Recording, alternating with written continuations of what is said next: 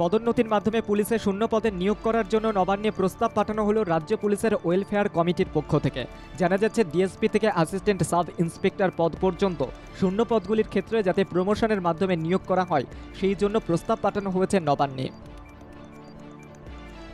পশ্চিম বর্ধমানের কাকসা থেকে জঙ্গি সন্দেহে মোহাম্মদ হাবিবুল্লাহ নামে এক যুবককে পাকড়াও করেছে রাজ্য পুলিশের এসটিএফ। শাহাদাত নামে একটি নতুন জঙ্গি গোষ্ঠী গজিয়ে উঠেছে। বাংলাদেশেও এই জঙ্গি গোষ্ঠী বেশ সক্রিয়।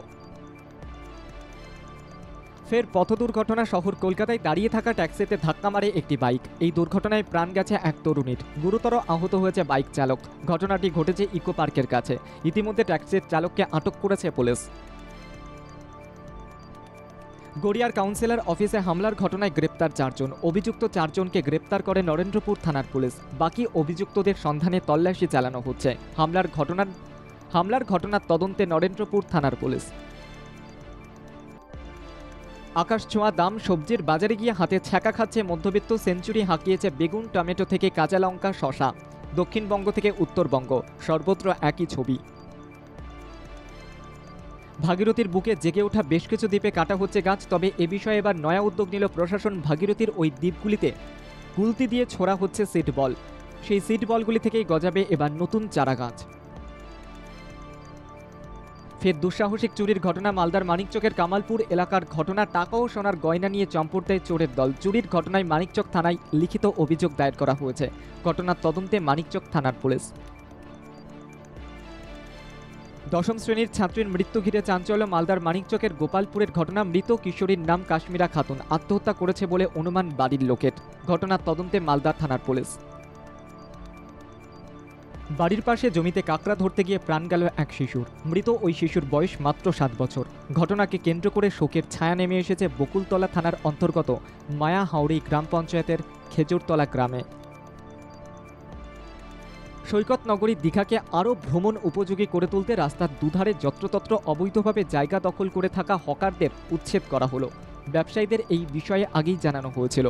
ব্যবসায়ীরা সেই নির্দেশে কর্ণপাত করেনি বলে এবার উচ্ছেদ অভিযানে নামল জেলা প্রশাসন।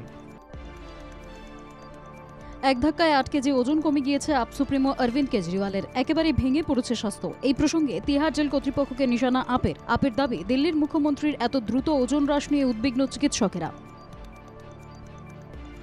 যৌন নিগ্রহের মামলাতেই গ্রেফতার হলেন সেক্স স্ক্যান্ডালে নাম জড়ানো জেডিএস সাংসদ প্রজ্জ্বল রেভান্নার দাদা সুরজ রেভান্না। রবিবার সুরজকে গ্রেফতার করেছে কর্ণাটক পুলিশ। ফের ভারতীয় সেনাবাহিনীর বড় সাফল্য। জম্মু ও কাশ্মীরের সীমান্ত পারের চেষ্টা করতে গিয়ে সেনার গুলিতে জখম 2 পাক জঙ্গি। ঘটনাটি ঘটেছে উপত্যকার উড়ি সেক্টরে। এখনও ওই এলাকায় জারি রয়েছে তল্লাশি অভিযান। ভয়াবহ বিস্ফোরণে কেঁপে উঠল গুরুগ্রামের কারখানা। সেই বিস্ফোরণের ঘটনায় বাড়ল মৃতের সংখ্যা বেড়ে দাঁড়িয়েছে 4। আহত আরও 10 জন শ্রমিক। আহতরা হাসপাতালে চিকিৎসাধীন। বাহিনীর এক মহিলা কনস্টেবলের সঙ্গে বিবাহ বহির্ভূত সম্পর্ক আর তার জেরে ডিএসপির পদ থেকে সরিয়ে কনস্টেবল পদে বসানো হলো উত্তরপ্রদেশের এক পুলিশ কর্তাকে। ওই পুলিশ আধিকারিকের নাম কৃপাশঙ্কর কনৌজিয়া। উত্তপ্ত হয়ে উঠল উত্তরপ্রদেশের বরেলি। চলল গুলির লড়াই। জমি দখলকে কেন্দ্র করে গুলির লড়াই চলে বলে খবর। রাস্তার মাঝে গুলি চালানোর অপরাধে 2 পক্ষের বিরুদ্ধে মামলা রুজু করে তদন্ত চালাচ্ছে পুলিশ। সগৌরবে মুক্তি পেয়েও বক্স অফিসে মিলল না সাড়া। হোঁচট খেল ইশক ভিশক রিবাউন্ড। 20 কোটি রুপি বাজেটে নির্মিত ছবিটি প্রথম দিনে 1 কোটি রুপি আয় করেছে।